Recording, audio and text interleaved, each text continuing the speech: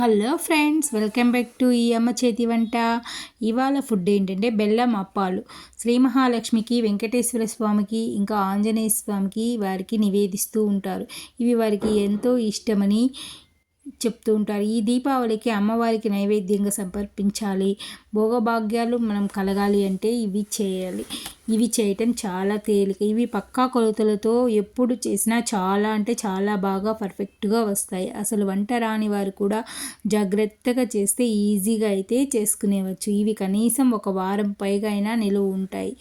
ఇవి చాలా అంటే చాలా టేస్టీగా ఉంటాయి. బయట కరకరలాడుతూ లోపల మెత్తగా అయితే టేస్టీగా ఉంటాయి. ఇవి ఎలా చేసుకోవడం అయితే ఈ వీడియోలో మనం చూసేస్తాం. ఇక్కడ నేనైతే 2 kg బియ్యం అయితే, రైస్ అయితే, రేషన్ బియ్యం అయితే తీసుకుని 4 టైమ్స్ అయితే వాష్ చేసుకునేసినాను. ఇక్కడ నేను గ్యాస్ మీద కాకుండా పొయ్యి పైన అయితే వెలిగించి పొయ్యి పైన చేసుకుంటాను.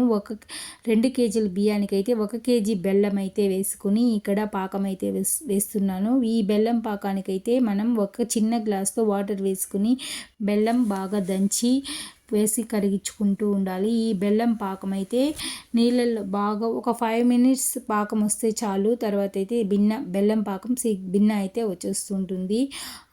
వాటర్లో వేస్తే బెల్లం అనేది ముద్దగా రావాలి. అలా వచ్చినప్పుడు మనం పాకం చేసుకుంటే అప్పాలు అయితే పర్ఫెక్ట్గా వస్తాయి. ఇక్కడ నేను బియ్యం అయితే మిషన్లో అయితే ఆడించుకొని అయితే వచ్చేసినాను.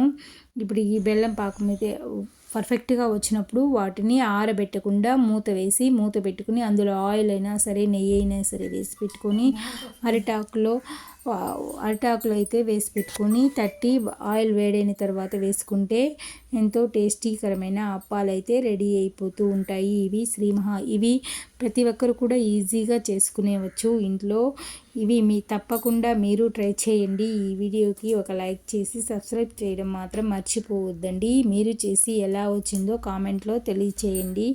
Thank you for watching.